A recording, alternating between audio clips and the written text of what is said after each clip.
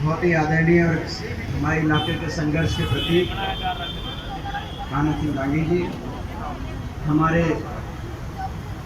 और आज सबसे पहले आप सबको मैं भी अपनी ओर से स्वतंत्रता दिवस की बहुत बहुत हार्दिक शुभकामनाएं देता हूं। और आप सबकी तरफ से और पूरे रोहतक वासियों की तरफ से हम देशवासियों को भी आज ये शुभकामनाएं देते हैं। स्वतंत्रता दिवस हमारे देश के लिए एक मील का पत्थर बने, हमारा देश स्वर्णिम भविष्य की तरफ आगे बढ़े, ऐसी हमारी मनोकामनाएं हैं। देश पूरी दुनिया में चमकते हुए सितारे की तरह हिंदुस्तान आगे बढ़ता जाए, देश दुनिया की सबसे संपन्न सबसे खुशहाल हमारा देश बने दुनिया में। यही हमारी हम सबकी यही हमारा सबकी इच्छा है, ये हमारी कामना है, यही लक्ष्य है और यही हम ईश्वर से आज इस दिवस पर प्रार्थना करते हैं। और मैं ये भी थोड़ी सी बात क्लियर कर दूं कि आप लोग शायद ये सोच रहे होंगे कि मैंने चश्मे क्यों लगा रखे हैं, क्योंकि मैं चश्मे तो मेरे लगाने का कभी मेरी रुचि नहीं रहती, थोड़ी सी आँख दुखनी आ रही है, बाकी कोई बात नहीं।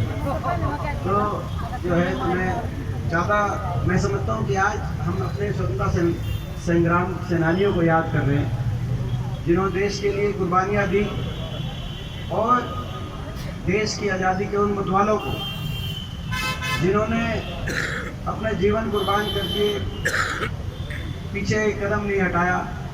एक ही ढूंढती कि हिंदुस्तान आज़ाद हो, और हिंदुस्तान की आज़ादी की वो लड़ाई इस बात का प्रतीक है कि ये देश सबका है, क्योंकि उस लड़ाई में सबने अपना बलिदान दिया, सबका खून बहा, सभी जाति धर्म भाषा भूषा कश्मीर से कन्याकुमारी तक सबने एक होकर एक भावना से देश की आज़ादी की लड़ाई लड़ी। और जब आज़ादी की लड़ाई लड़ी हिंदुस्तान की, देश उस भावना से आज़ाद हुआ और हम आगे बढ़े। आज का दिन एक बहुत बड़ा दिन है हमारे देश के इतिहास में। अभी बात आ रही थी तिरंगे झंडे की यात्रा की। मैं समझता हूँ ये कोई राजनीति का विषय नहीं होना चाहिए। देशभक्ति में फर्क नहीं किया जा सकता, तिरंगे में फर्क नहीं किया जा सकता। तिरंगा सबका है, देशभक्ति भी सभी की है, देश सबका है। ना हम किसी की देशभक्ति पर शक करें, ना हम किसी देशभक्ति पर उंगली उठाएं, ना कोई और कि हमारी देशभक्ति पर उंगली उठाए। ये देशभक्ति की सही परिभाषा है।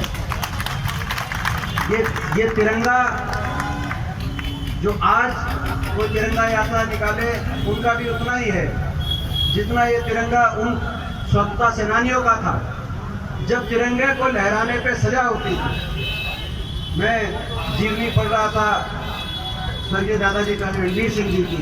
1942 के भारत छोड़ो आंदोलन में कांग्रेस की तरफ से नाम नॉमिनेट होते थे कौन जेल में जाएगा, तो जेल में जब वो जाके वापस निकल के सागी घर गए, उस समय एक और आई कि भाई एक और कॉल आ गई। रात को 8 महीने जेल के बाद रात घर पे बिठा के कि आपको अगले दिन सुबह तिरंगा झंडा फहराना है। और अगले दिन सुबह यही डीसी ऑफिस रोहतक के आगे तिरंगा झंडा फहरा के 1.5 साल दोबारा अंग्रेजों की जेल के अंदर जाने का काम किया। तिरंगा उनका भी उतना ही था जो उस समय तिरंगे की लड़ाई लड़ रहे थे। जब तिरंगे को लहराने पे जब तिरंगे को लहराने पर ब्रिटेनिया सरकार बख्शा नहीं करती थी। और ये तिरंगा सभी का, आज भी कोई अगर तिरंगा का निकाले, इनका भी सभी का उतना है। ये देश कभी आगे बढ़ेगा, ये भावना मैं समझता हूँ कि आज हमारे दिलों में है। ये सही बात है और अमृतकाल अच्छी बात है, अमृतकाल होना चाहिए, लेकिन अमृतकाल में हिंदुस्तान में विष नहीं होना चाहिए, अमृत होना चाहिए। ये हम कहना चाहते हैं। समाज में हिंदुस्तान में विष भरकर अमृतकाल नहीं, अमृतकाल हो तो अमृत हो, अमृतकाल हो, हम सब आगे बढ़े, देश दुनिया में आगे बढ़े, हमारा प्रदेश दुनिया में आगे बढ़े। आज हम अपने प्रदेश के बारे में सोचते हैं तो चिंता होती है। जो दिल्ली के 3 तरफ बसा हुआ हरियाणा देश में विकास के मामले में आदर्श होना चाहिए, आज वो बेरोजगारी में देश में नंबर 1 बन गया। अभी पीछे मैं अमेरिका गया था। अमेरिका में जब मैं पढ़ने गया था और उस समय मैंने 4-5 साल अमेरिका में काम किया, पढ़ा, मैं MBA करी। उसके बाद उस समय हरियाणा से कोई एक आधा होता था। अब इस वर्ष राहुल जी का भी वहाँ कार्यक्रम था, अमेरिका गए, वहाँ पर ये बताया गया केवल इसी साल इस कैलेंडर ईयर में 15,000 बच्चे हरियाणा से, अलग अलग गांव से, और ज़्यादातर कोई टेढ़े रास्ते से, कोई धमकी के रास्ते से, कोई हिंदी के रास्ते से, क्योंकि हरियाणा में बेरोजगारी इतनी होगी कि उनको घर बार बेच के बाहर जाने की तरफ उनको अपना भविष्य यहाँ पे नहीं दिखेगा।